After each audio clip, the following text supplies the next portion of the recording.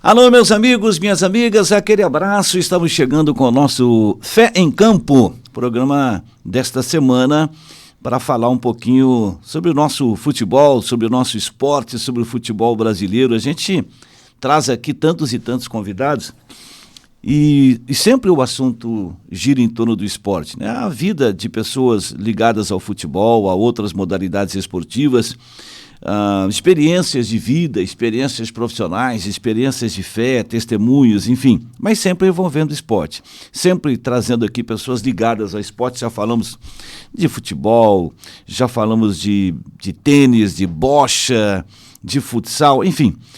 E hoje nós vamos conversar com um colega que por muito tempo foi meu colega de profissão, de rádio especialmente, né? Hoje não está exercendo esta função profissionalmente, tem uma outra função hoje, mas tem uma história legal também de experiência nesta área, né, de comunicação esportiva, de jornalismo esportivo. Quem está comigo hoje no programa aqui na nossa rádio digital da Abapai, a Abapai Rádio Digital, é o Charles Carnin, que está com a gente hoje para bater um papo aqui, para falar a respeito das nossas coisas do futebol, do esporte, das nossas correrias por aí atrás da bola. Charles, bom dia, boa tarde, boa noite, porque o programa é na quinta-feira a gente apresenta das 22 horas até as 11 horas, mas depois, na sexta-feira, tem reprise do meio-dia, 1 da tarde. Tudo certo, Charles? Tudo, Dani. Prazer te receber aqui. Prazer é meu de poder participar aqui contigo e compartilhar algumas experiências, né, que a gente teve no mundo esportivo. Falar um pouco de fé também, né? São dois assuntos que instigam muitas pessoas, né? Que provocam muitas pessoas pela questão passional, né? O esporte, ele mexe com o ânimo de qualquer pessoa, independente da idade, independente do gênero, todo mundo gosta. E no Brasil, quem não gosta de futebol, né? Raríssimas pessoas talvez não tenham algum tipo de sentimento por esse esporte que tanto conosco mexe. E também a religião, né, Dante? Que vocês unem aí dois pilares que fazem parte do nosso dia a dia, estão no nosso cotidiano, e a religião, de maneira muito especial, que merece reflexão diária, constante, né, perene. É verdade. A vida cristã é fundamental, a fé, para que as pessoas possam, para que nós todos, né, possamos estar fortalecidos para driblar aí os momentos de tribulação, de dificuldade, e para nos dar muito mais força para superar todas as dificuldades que a gente tem durante a vida da gente, né? O Charles, você trabalhou muito tempo com rádio, né? Içara, Criciúma, Porto Alegre, Caxias do Sul, no Rio Grande do Sul, mas hoje exerce uma outra profissão, né? Hoje você tem um outro direcionamento na tua vida profissional, né? Que está sendo muito legal essa experiência, pelo que eu posso acompanhar e pela qualidade do teu trabalho, pelo que eu já pude presenciar, né? Então, queria que você falasse um pouquinho a esse respeito hoje, né? Qual é a tua função e como é que é o seu trabalho hoje, Charles? Então, Dante, iniciei no rádio muito jovem, como você, né? Beirando os 15 anos de idade. Acho que você começou até antes. Né? Eu comecei aos 17, em 1977. Estávamos ali na mesma idade, então muito precocemente. Você começou mais cedo ainda. Um pouquinho mais. E desenvolvendo a atividade de coberturas esportivas, né? Começando com produção, começo de todo mundo, passando por técnico de som, enfim. E aí, a nossa paixão pelo futebol, e em especial pelo time de futebol da nossa cidade, fez com que nós vocacionássemos a nossa atenção para aprender esse negócio de jornalismo esportivo, né? Isso lá atrás. E aí evoluiu de modo que a gente passou a trabalhar como repórter esportivo, e aí vieram viagens e vieram experiências profissionais em outras cidades, né, sobre as quais você há pouco citou aqui. Aí nós retornamos alguns anos depois para Santa Catarina, depois de passar pelo Rio Grande do Sul, mas a vida nos levou para uma outra editoria, nos conduziu para um outro caminho, né? A gente parou de trabalhar com futebol e aí passamos a militar no jornalismo político, jornalismo comunitário, né, tratando a sociedade como um todo. E isso acabou nos aproximando de um ambiente no qual eu estou intimamente, siamesamente inserido hoje, né? Muito ligado hoje, que é o ambiente político. E aí redundou naquilo que eu desenvolvo hoje, que é a função de diretor de comunicação da Prefeitura de Sara. Ela é uma experiência muito rica mesmo, Dante, porque está me permitindo enxergar como é do outro lado. Você me conhece, sabe que eu sempre tive posições muito críticas, né? Eu era aquele jornalista de perguntas difíceis, de perguntas duras, né? As pessoas que nos acompanharam são testemunhas disso. E estar passando pelo outro lado agora está me permitindo ver como é que a coisa funciona. Que não é tão simples assim para você desenrolar determinadas situações, que as burocracias do serviço público emperram muitos encaminhamentos e processos, que nem sempre você consegue fazer a coisa no tempo que você quer, mas não é porque você não quer, é porque o processo não permite que você faça. Então, essa reflexão que eu estou tendo agora, essa experiência que eu estou tendo agora, por sua vez, está me permitindo fazer essa reflexão de como a coisa realmente é do outro lado, né? Agora também, Dante, é muito fácil deixar a condição de pedra e virar vidraça quando você acredita naquilo que você faz e nas pessoas que estão fazendo aquilo no qual você está inserido, que é o meu caso, né? Eu participo hoje de um projeto público, político, de governo, onde as pessoas que lá estão fazem com probidade, fazem com responsabilidade, fazem com apego ao dinheiro público, tem a questão ética muito clara no seu comportamento, né? Então, já fui perguntado sobre isso. Charles, como é que é? Você era pedra, pô. Agora é vidraça, não é mais difícil. Seria muito mais difícil se a coisa fosse feita da forma errada. Ou se eu tivesse que estar lá na condição de diretor de comunicação, tendo que apagar incêndios que são criados a todo momento por coisas erradas. Não existe nada disso hoje. E eu me refiro ao governo de Sara, que é onde eu trabalho, né? A coisa é conduzida de uma maneira muito ética. Então é muito fácil ser vidraça dentro de uma situação dessa. É claro que são características diferentes. O comportamento do jornalista que está do lado aí do teu lado, quando ele quer fazer a pergunta e tirar uma informação, é um pouco diferente do meu comportamento que estou aqui do outro lado, né? A gente vai filtrar aquilo que interessa para o cidadão efetivamente, né? Que vai resolver o problema da pessoa efetivamente. E aí eu faço uma meia-culpa, e eu sei, Dante, porque eu sou jornalista, que muitas vezes a gente busca a informação porque a gente quer ter a informação em primeira mão, mas a gente não mede o reflexo daquela informação na sociedade. O meu objetivo é dar o furo, ou ter a resposta mais polêmica. E às vezes você cria situações entre pessoas, você cria situações entre instituições, só pelo afã de você ser o jornalista que foi o responsável por colher aquela entrevista exclusiva polêmica, mas ela não gerou nenhum reflexo social. Ela não construiu nada no aspecto social, né? Então, e esse é o trabalho que eu faço hoje na condição de diretor de comunicação. Não modero nenhum jornalista, não faço esse trabalho, até porque eu venho desse lado e eu sei perfeitamente que essa liberdade ela é saudável, mas nós apenas administramos a informação de modo que a informação vai chegar, mas vai chegar a informação do jeito, do modo e na intensidade que ela vai ter alguma função social, e não apenas para gerar polêmica, gerar audiência, gerar holofote. Se ela não tiver construção, essa é uma informação que para nós, evidentemente, ela não interessa. É interessante esse depoimento, sem dúvida alguma, porque, o Charles, a gente no decorrer da profissão, eu estou com 63 anos e comecei com 17. Eu já estou em processo de aposentadoria, né? Já era para estar aposentado. Mas a gente nota que a gente vai aprendendo ao longo dos anos, sempre, né, Charles? E muitas vezes a gente não mede essa questão que você enfatizou agora, né? Muitas vezes a gente quer ser o primeiro a dar informação e não busca mais detalhes ou busca os caminhos corretos para chegar até a informação e passar essa informação de uma forma correta, né? Às vezes a gente busca causar. E não é esta a função do jornalismo, né? A função do jornalismo é informar mesmo, né? É informar de forma correta, de forma com que as pessoas entendam o que é aquilo e ponto final. Então, acho que o tempo faz a gente amadurecer para esse lado também de não querer apenas criar uma polêmica, né? Ou ser o primeiro a informar e não informando de uma forma correta, com tudo aquilo que é necessário para que as pessoas que recebam essa informação recebam a informação, né? É uma questão para o jornalismo, acho, de amadurecimento também, né? Não tenha dúvida. Aliás, é uma regra da vida, né, Dante? Você ir crescendo, vivenciando experiências e e ir amadurecendo, né? E ir se tornando, entre aspas, mais inteligente, né? Passar a ter uma percepção melhor das coisas. E aí é realmente muito importante, Dante, a construção que você vivencia, porque ela vai fazendo com que você vá mudando alguns comportamentos, né? Eu por exemplo, tinha uma postura na condução das entrevistas que eu fazia no rádio, que hoje talvez eu teria um pouco diferente. Eu reconheço isso. Né? Talvez até aqueles que foram vítimas do meu posicionamento crítico lá atrás venham até, pois é, por que já não era assim lá atrás? Talvez até possam estar fazendo esse exercício agora, né?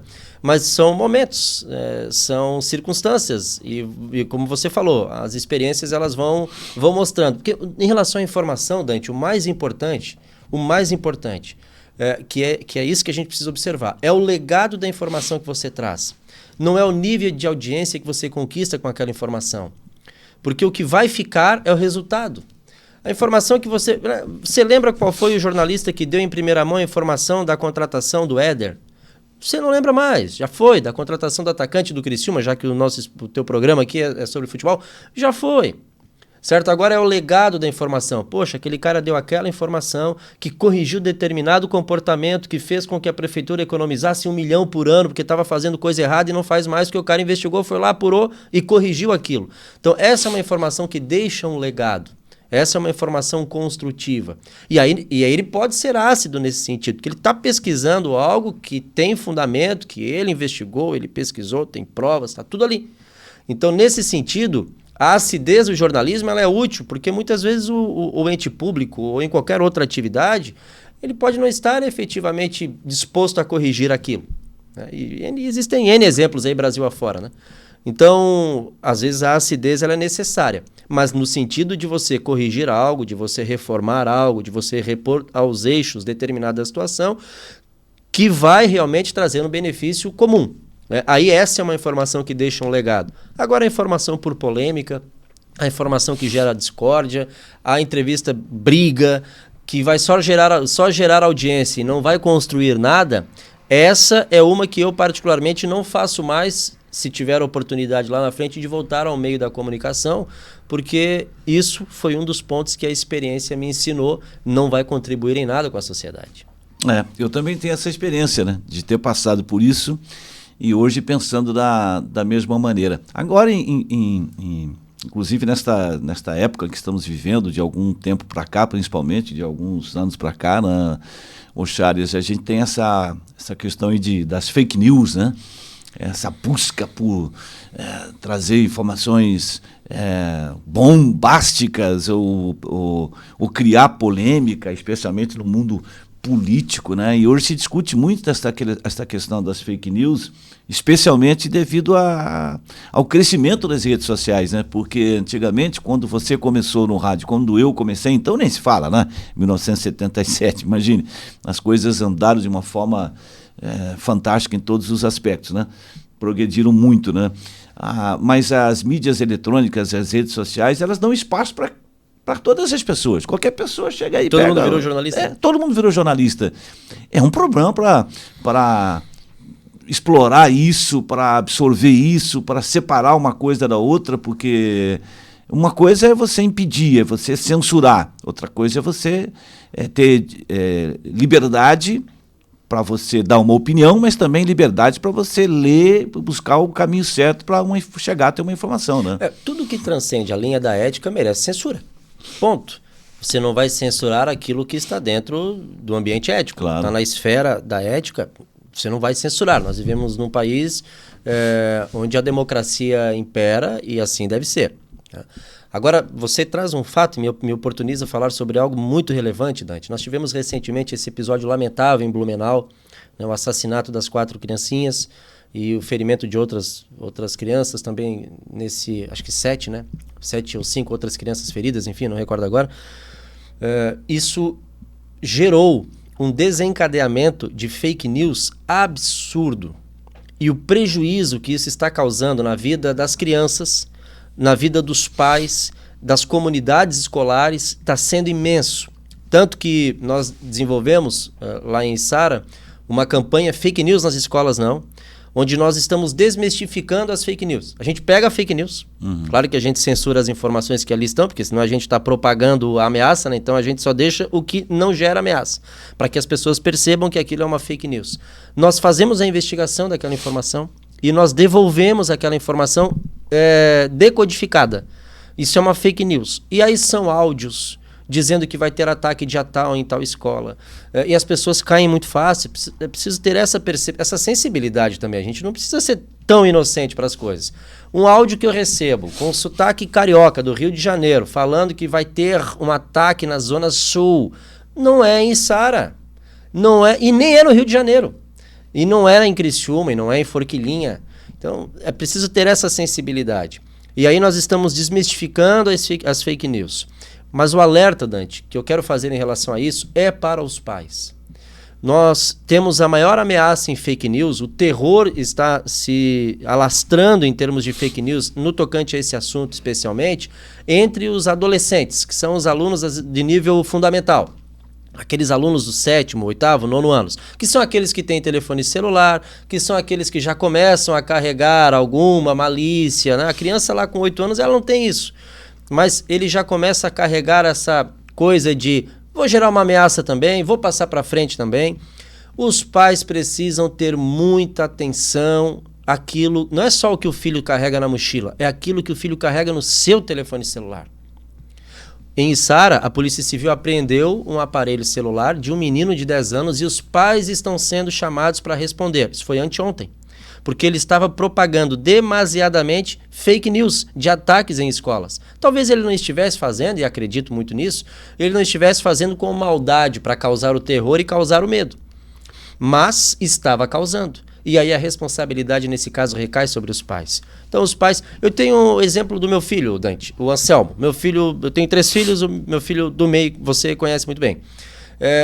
E também ele não é que ele se insubordinou, mas era aquilo que talvez muitos coleguinhas dele vivenciavam e ele achou que aquilo era para ele também. Em determinado dia, ele faz uns 2 anos isso, eu pedi o telefone do Anselmo. Com quem que você anda conversando? Aliás, eu, a partir daquele momento, passei a ficar mais vigilante. Até então não era tanto, eu reconheço. E aí ele relutou num primeiro momento em me disponibilizar o telefone. Aí ele me deu o telefone... Mas o telefone com a senha, qual é a senha? Não, pai, daqui que eu boto a senha, então tu entra, mas deixa eu... Não, eu quero saber qual é a senha. Eu vou pôr a senha. Não, a senha. É muito simples. Se você não der a senha, esqueça o telefone. Aqui quem paga a conta sou eu, meu filho. E quem vai decidir se você vai continuar usando o telefone ou não usando o telefone aqui dentro dessa casa, ainda sou eu. Então eu quero a senha. Óbvio que não tinha nada lá de tão relevante, verifiquei as mensagens e tal. Uma situação lá de uma conversa com uma menina que era também totalmente inofensiva, mas ele estava preocupado achando que aquilo para mim ia ser um grande problema. E não era. Mas os pais precisam ter essa subordinação absoluta dos filhos em relação àquilo que eles fazem nas redes sociais.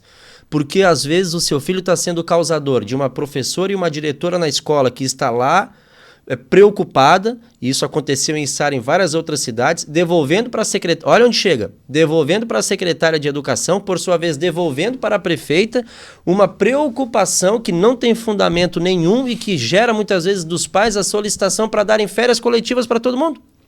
Veja a que nível está chegando o prejuízo que as fake news estão causando. Então, pais, o telefone do seu filho, entenda, ele primeiro é propriedade sua. Ah, mas vou tirar a liberdade do meu filho. Não é liberdade, é proteção social e do seu filho e da sua família.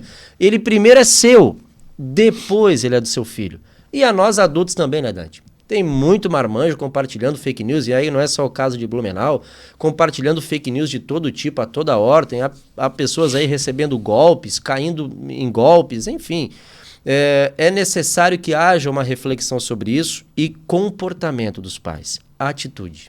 É verdade, porque não é só essa questão também que a gente vivenciou, infelizmente, essa tragédia há poucos dias atrás em Blumenau, mas os perigos constantes que as nossas crianças passam com o telefone na mão, de pessoas maldosas, de criminosos, né, que às vezes se passam por crianças, por adolescentes, E veja bem, o ouvinte que está ouvindo a gente está acostumado a me ouvir falar sobre futebol e sobre esporte aqui, e a gente vai falar sobre isso. Mas também nós temos a liberdade para falar sobre todos os assuntos, né?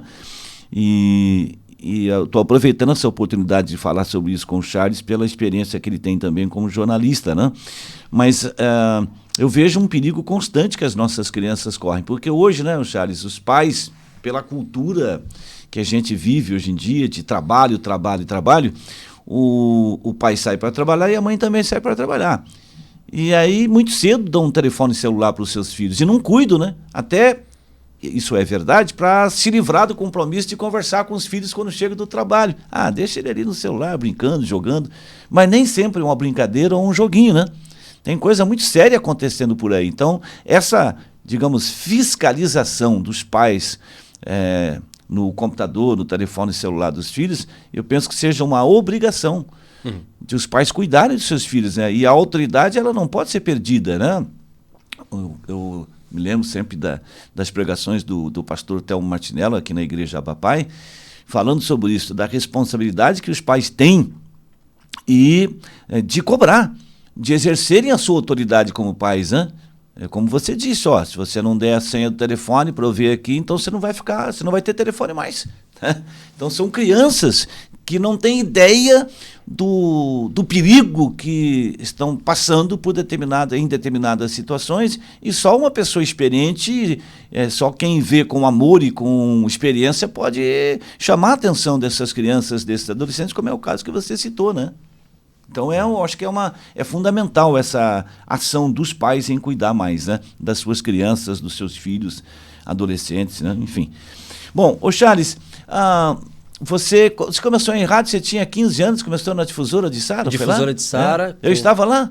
Você estava, pô. Estava lá, Meu Deus, hein? Os meus primeiros passos, você estava lá como testemunha. Você começou como sonoplasta? Eu comecei como rádio escuta. Rádio escuta. Do plantão, na época que não tinha internet. Hoje é muito fácil, né? Na época, para você saber como eram os jogos, os outros jogos da rodada, aquele trabalho que o ouvinte ouve nas transmissões esportivas. Meia dúzia de rádio gol ligado. Lá em Belo Horizonte, gol. Isso. Eram 4, 5 rádios, um na Rádio Gaúcha, um na Guaíba, um na Clube do Paraná, um na Tupi do Rio, ouvindo as rádios para saber os resultados dos outros jogos. Não tinha internet, hoje é tudo instantâneo e na mão, né? Ali, quem que era o plantão? Era o Antônio Sobrinho, que é meu tio. Teu tio. Isso. Ele é o responsável, me convidou um dia para ir lá acompanhá-lo num domingo e, enfim, foram 27 anos, né? 26 anos. E aí depois eu comecei... Você não demorou muito aí para a locução, não, né? Foi rapidinho. Não, né? Já com 16 anos eu comecei a fazer algumas transmissões de jogos do Campeonato Sarense, Taça Secrisa, jogos aqui do Municipal de Criciúma, enfim. Já comecei a ter lá minhas primeiras experiências. E aí depois passei pela função da técnica, né? De sonoplasta, né? Técnico de áudio. Aí depois tive uma experiência na Rádio Eldorado, também aí só como repórter esportivo e de jornalismo geral. Trabalhei ali quase 2 anos. Da Rádio Eldorado fui para a Rádio Guaíba, em Porto Alegre. Na Rádio Guaíba trabalhamos mais 2 anos e meio. Depois da Rádio Guaíba fomos para Caxias, na Rádio São Francisco. E aí lá trabalhamos mais quase 2 anos e depois retornamos para a Rádio Difusora novamente aqui em Santa Catarina. E foi quando nós paramos de cobrir futebol. Fomos pro jornalismo geral, né? Mas sempre ficou, Dante, aquele vínculo com o futebol, né? Eu não perco um jogo do Criciúma. Você tá na veia, né? Eu vou todos os jogos do Criciúma em casa, salvo alguma situação profissional que realmente não me permita ir. Mas meu filho vai, arruma alguém para levar. Vou com os meus filhos. O meu filho mais velho não vai porque não gosta. Não é muito ligado ao jogo, ao Tigres, é mais de estudo, enfim, não vai. Mas mesmo que eu tenha deixado o jornalismo esportivo, nunca me afastei daquilo que a gente gosta, nossa realidade aqui, né? O nosso Tigre, o nosso Criciúma. E outras atividades, né? Que a gente também sempre acompanha pelo amor que nós temos pelo esporte. Pois é, o teu filho mais velho tem que idade? 20 anos. 20 anos? 20. Caramba, nós estamos ficando velhos mesmo, né, Charles? É natural. E O importante, Dante, envelhecer não é problema. É verdade. A gente precisa envelhecer como você está envelhecendo. Com saúde, com sorriso, trabalhando, tendo energia, tendo um bom ambiente familiar, que é o seu caso, né? Sua família, seus filhos. Construir isso, ter esse legado, né? E você poder usufruir de tudo que você foi na sua vida, né? ter esse feedback, esse retorno depois da sua família. Envelhecer assim é gostoso, envelhecer assim é bom. O problema do envelhecer muitas vezes, né, Dante, é quando você envelhece sem saúde, em situação financeira difícil por conta da nossa previdência, que é um caos, e a saúde é cara, e aquilo que você ganha muitas vezes não dá conta. Assim é ruim envelhecer. Agora, quando você envelhece com saúde, envelhecer não é problema. Mas estamos envelhecendo, sim. Eu tenho o Carlos, que tem 20 anos. O Carlos tem 20. É estudante de Direito, já está lá, já avançando a metade do curso de Direito. Um menino muito inteligente, muito precoce, assim. Ingressou jovem na faculdade, vai sair jovem. Tem o sonho de prestar concurso para magistratura. E acredito que ele vai conseguir pela capacidade dele. Tem o Anselmo, que tem 13 anos, vive o sonho de ser jogador de futebol, tá lá na escolinha. Esse aqui não falta nenhum jogo, né? Não, esse é doente, chora na arquibancada, fica bravo quando o Criciúma... Não dá nem pra encostar nele quando o Criciúma toma gol, não tá jogando bem. E eu tenho a minha caçulinha, que é a Mariazinha, que tem 8 anos, que é a minha princesinha, meu xodó. Todos são, né? Gosta de futebol também? Gosta, tem a camisa do Tigre, vai quase todos os jogos comigo, quando não vai comigo, mas tá lá também acompanhando os jogos, fanática também pelo Criciúma. Eu fui botando na veia de todos eles, só não consegui do Carlos, mas os outros morderam. O negócio do Carlos é estudar. O dele é outra praia. Que bom, que bom. Os outros estudam, são muito inteligentes também, mas sim, também claro, gostam do futebol. Mas são histórias bonitas estas, né, de se construir uma família, né? Conheci o Charles menino, né? E hoje vejo o Charles com 3 filhos, já com um filho de 20 anos, né? Então o tempo passa muito rapidamente. É um tapa, né? E às vezes a gente não presta muita atenção nisso, né? É preciso aproveitar bem a vida, que passa muito rapidamente, né? Mas, ô Charles, nesse meio tempo aí, você teve uma experiência mais direta, claro que você está na vida pública, política, mas você teve uma experiência também diretamente na política como candidato a vereador em Içara, né? Foi. Foi uma boa experiência, Charles? Excelente, Dani. Eu digo para os meus amigos, né? Como é que foi, Charles? Ser candidato é difícil, muito difícil. Uma candidatura a vereador que seja, que foi o meu caso, é uma faculdade de antropologia intensiva. Porque você conhece as pessoas, o modus operandi das pessoas, você afere a fidelidade das pessoas. Não no sentido de você isolar ou devolver, não é isso. É no sentido de você se proteger. Né? Porque é um processo muito difícil, uma eleição, ela é muito difícil. Eu sei o esforço que eu precisei fazer, junto com várias outras pessoas que estavam conosco, para alcançar 683 votos.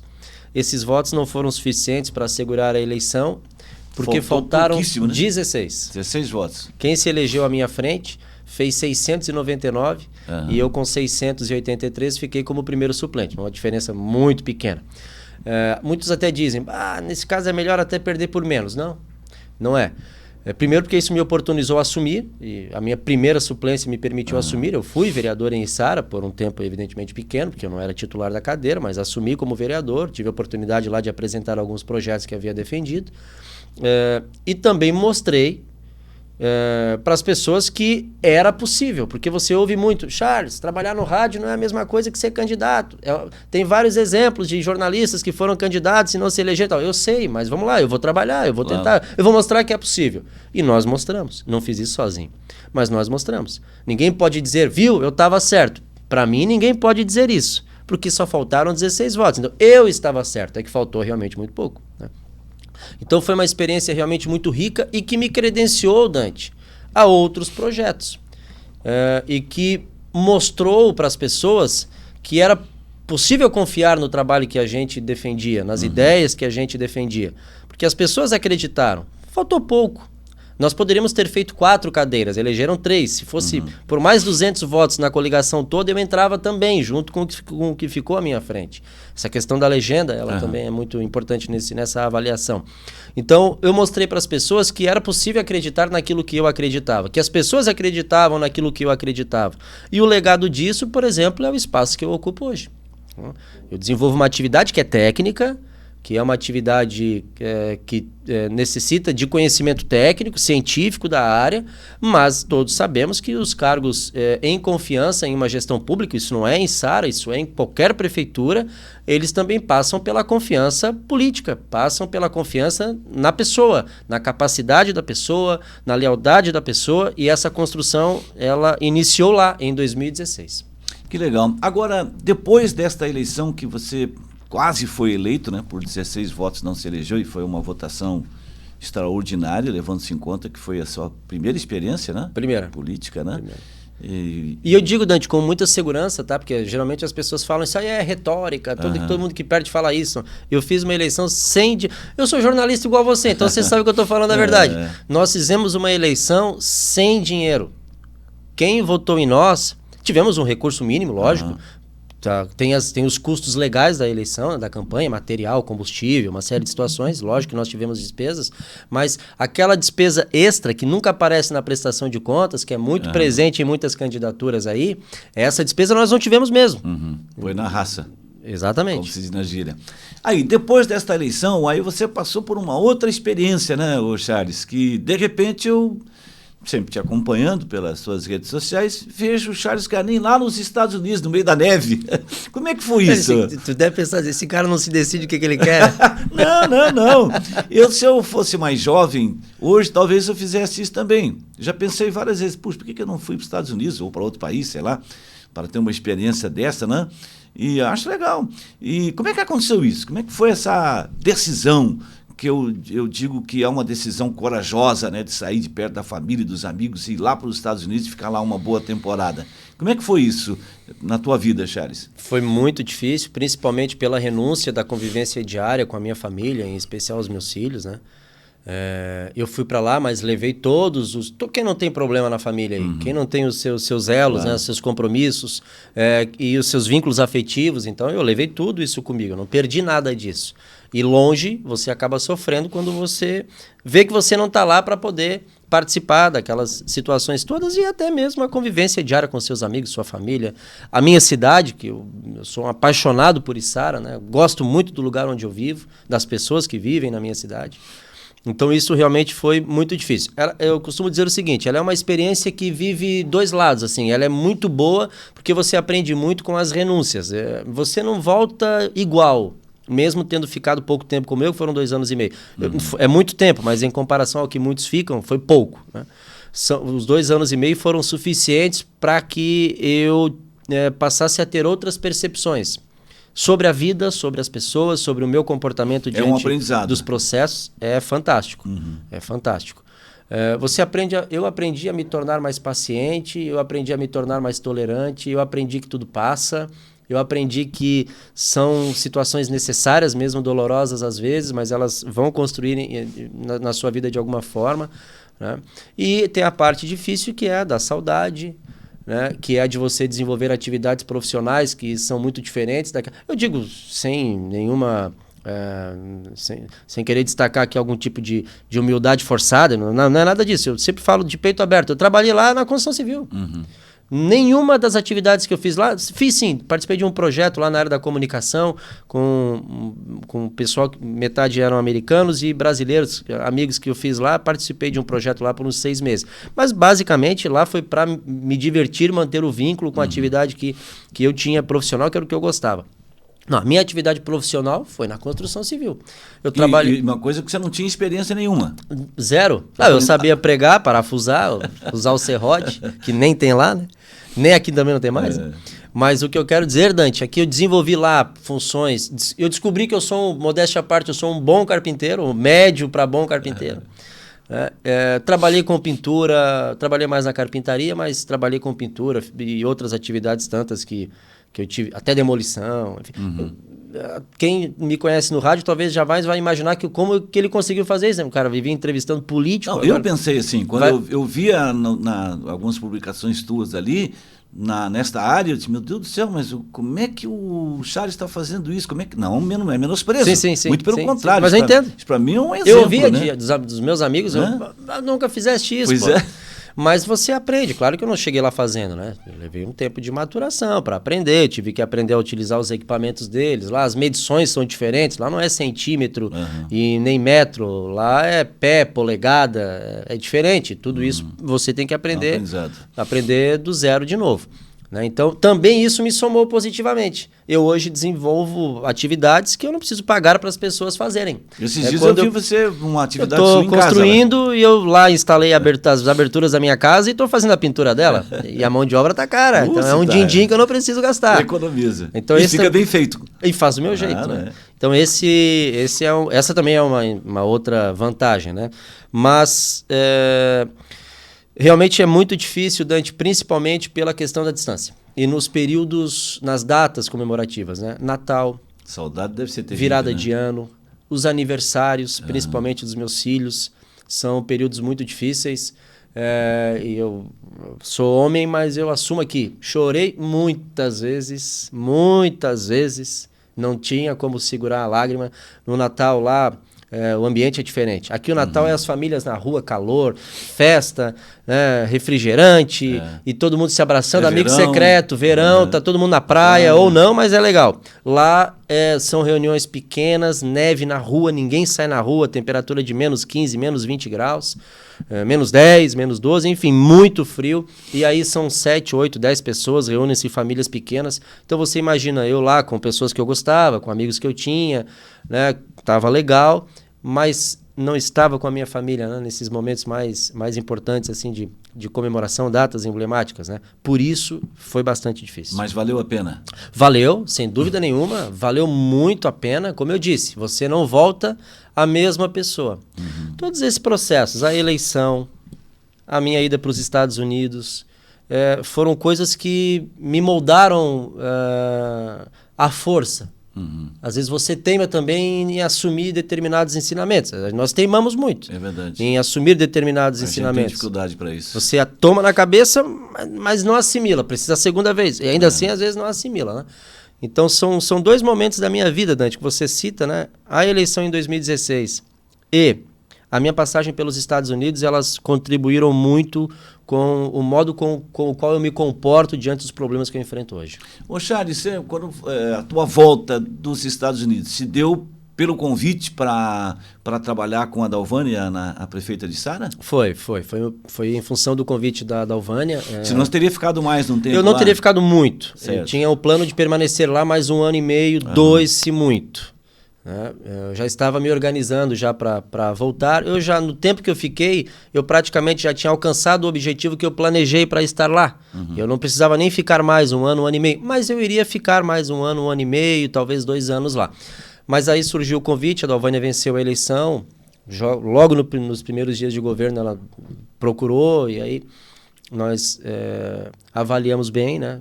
Levamos aí um período até tomar a decisão da volta, mas aí em maio, dia 1º de maio, foi quando tá chegando agora, vai fazer 2 anos, né? Dia 1º de maio, eu entrei no avião e voltei para o Brasil. E estou muito feliz, eu acredito modestamente que estou conseguindo somar muito dentro do setor onde eu atuo no governo, né? Acredito que eu esteja conseguindo contribuir muito dentro da área em que eu atuo no governo, junto com a equipe que nós temos lá. E pessoalmente, né? Eu também estou muito feliz por estar aprendendo uma atividade que eu até não via isso antes, Dante, mas hoje eu enxergo que é uma atividade muito importante. A comunicação ela está presente em tudo, né? Ela só precisa ser feita com responsabilidade.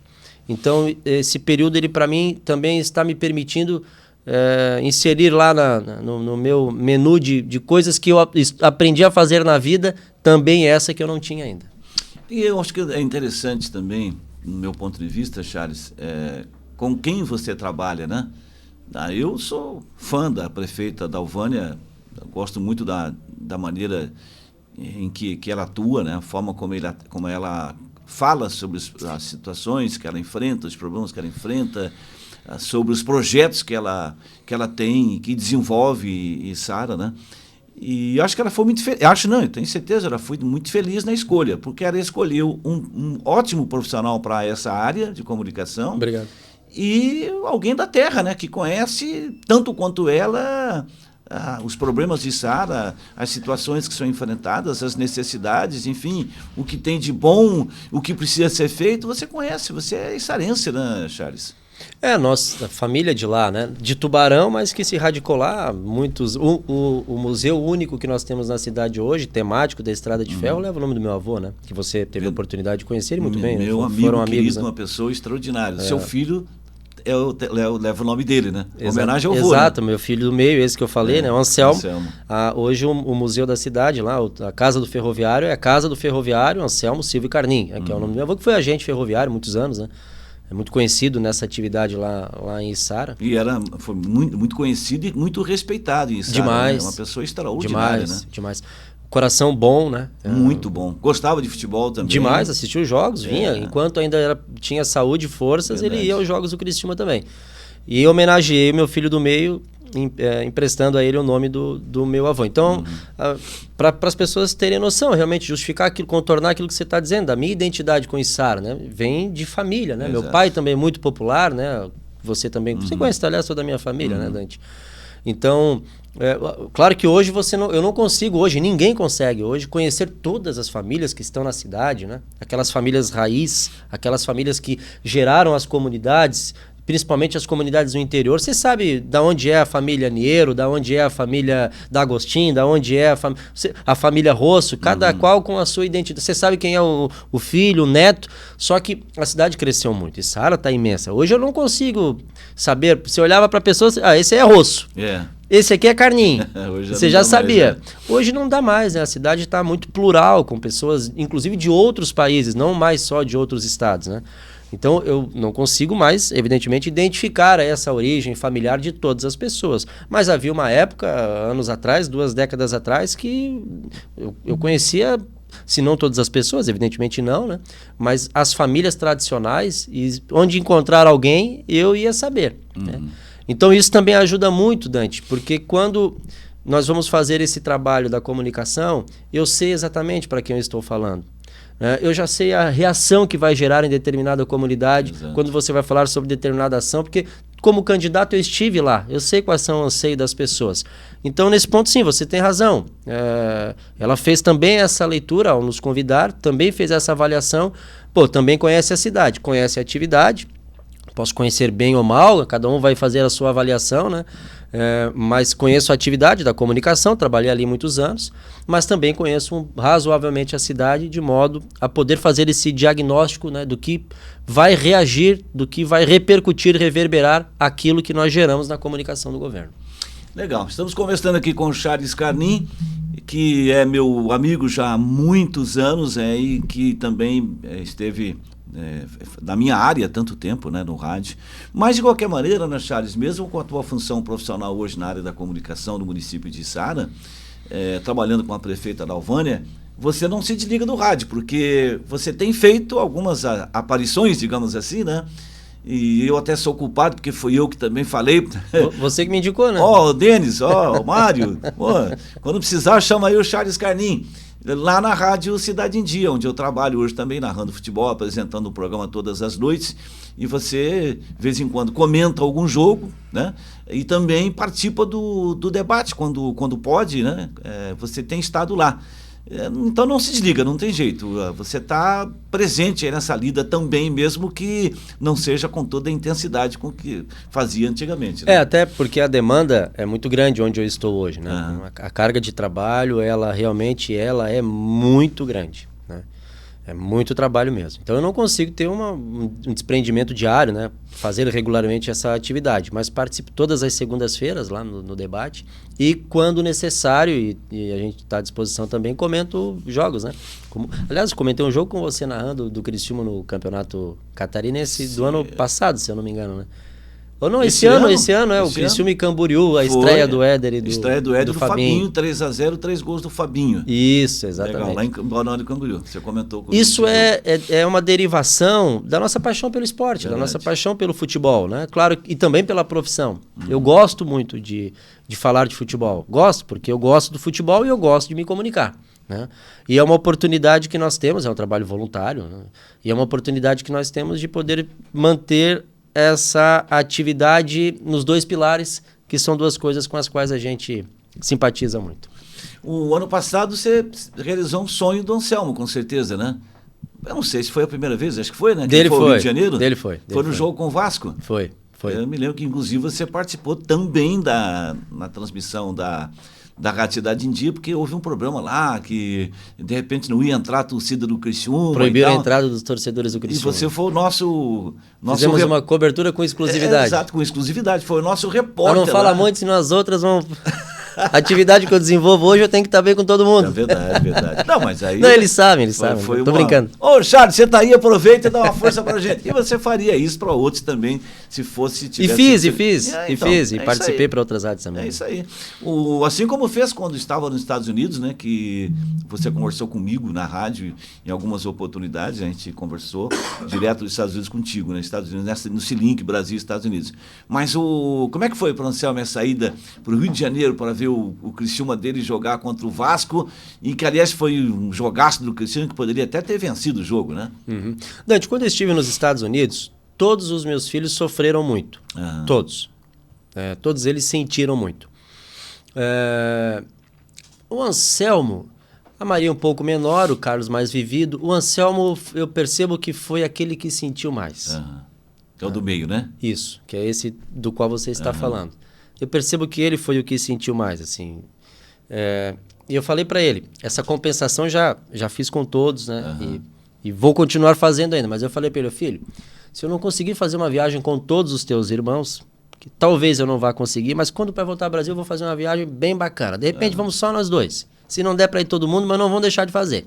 E foi o que aconteceu. Tá tudo muito caro hoje, não dá para botar todo mundo dentro de um avião, né? Então foi o que aconteceu. Aí ele é torcedor do Criciúma, fanático. Se vira o Vasco aqui, nem pensar de Vasco. Ele ficou indignado naquela derrota pro Vasco aqui e chorou lá no São Januário quando perdeu pro Vasco também, porque o jogo estava praticamente ganho lá. Né? Verdade. Mas ele também tem a simpatia pelo Vasco, né? Como os meninos têm, muitas vezes nós aqui, né? Somos Tigre, mas no segundo momento lá no Rio, todos têm um é pro Grêmio, outro é o Vasco, enfim. E aí o sonho dele era conhecer São Januário, era ver um jogo do Vasco no Rio, desde muito pequenininho. Então, surgiu a oportunidade de, vai ser contra o Criciúma. Então, fomos lá, daí já aproveitamos, ficamos uma semana no Rio, conhecer os pontos, fomos eu e ele apenas, né? Conhecer os pontos turísticos. Imagina, eu já tinha ido em São Januário, inclusive contigo, outras vezes transmitindo jogos do Criciúma, a gente já teve lá, né? Nunca na arquibancada, mas já tivemos lá. E aí, essa experiência de estar com o meu filho, vendo o jogo do Criciúma fora, numa cidade que é uma cidade turística, que atrai o desejo de muitas pessoas de conhecer, né? Para ele foi uma experiência boa, para mim, fantástica também, de ver a alegria dele, de proporcionar esse momento, né?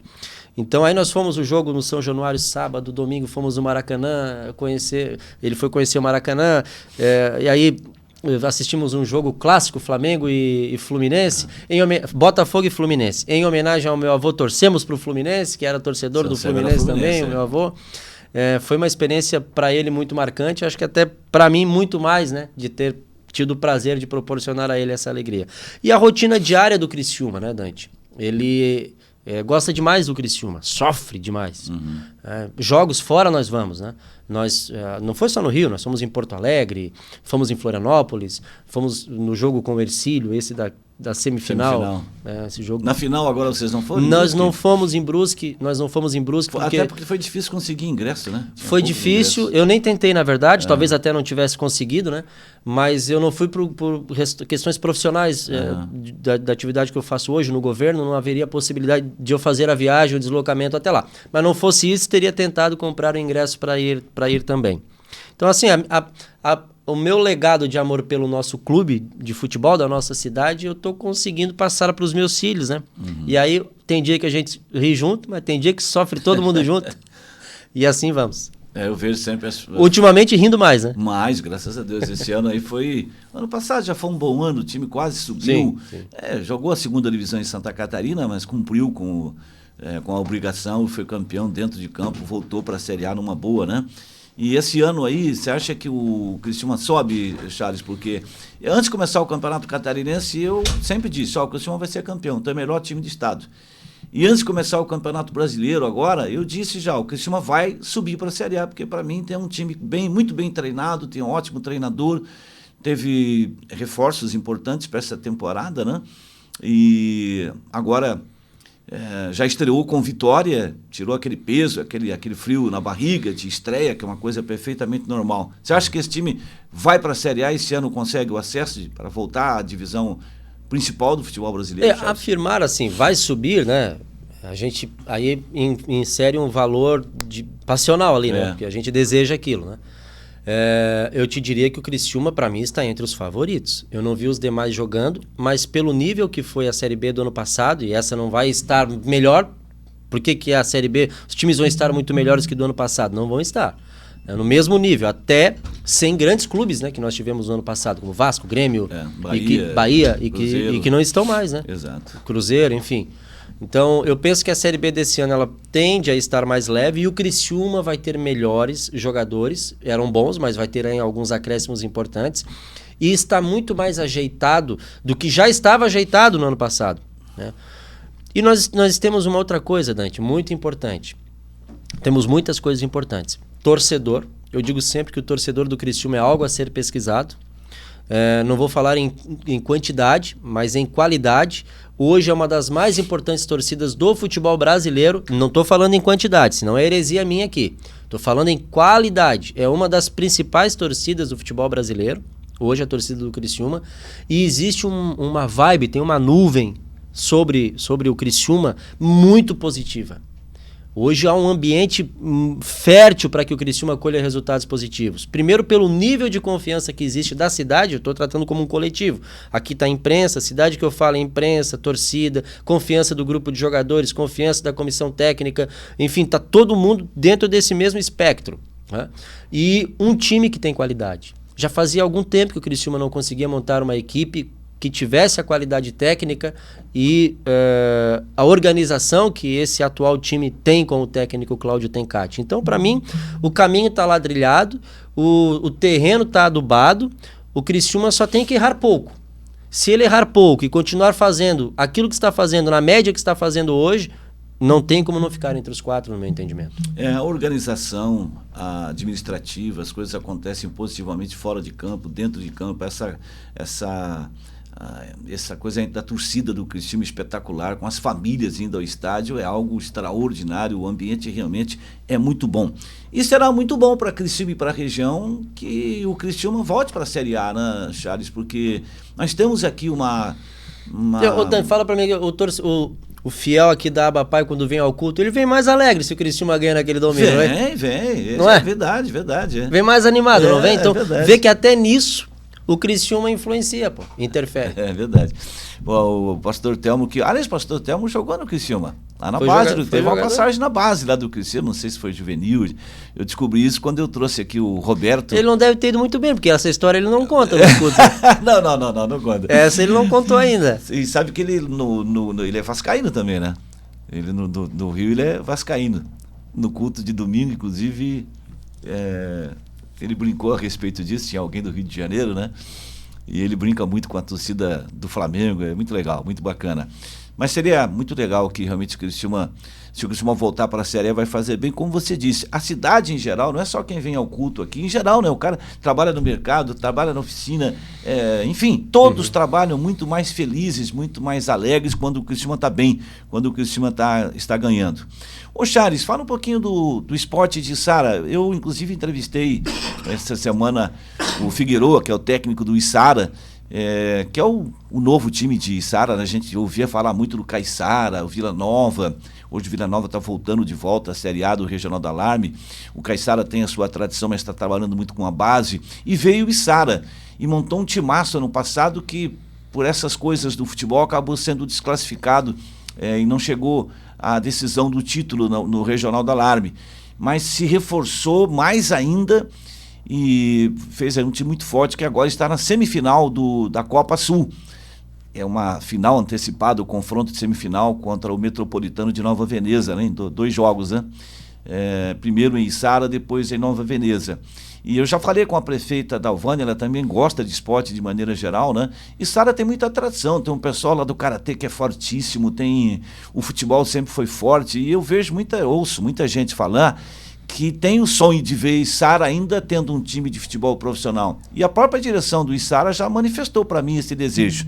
O que você pensa a respeito disso e como é que está o esporte em Içara? É preciso ter o objetivo, né, Dante? Você tem que ter um norte, né? Por mais que de repente o Içara nunca vá ser um time profissional, agora, para que você consiga ter destaque onde você está hoje, você precisa ter um objetivo maior que aquilo, senão vem a acomodação, vem a estagnação, isso é para tudo na vida. Então, o Içara tem sim o propósito, eu não participo da diretoria, né? Não estou trazendo para mim aqui a condição de porta-voz do clube, mas acompanhando o dia a dia, a rotina das pessoas envolvidas com o clube, a gente sabe, tem sim o desejo de um dia, quem sabe, representar a cidade em um campeonato profissional aqui em Santa Catarina. E o início do Içara, que foi o ano passado, ele foi crucial, porque você não sabia se a cidade ia pegar aquilo, sabe? Se ia ter engajamento. Verdade, né? É uma novidade.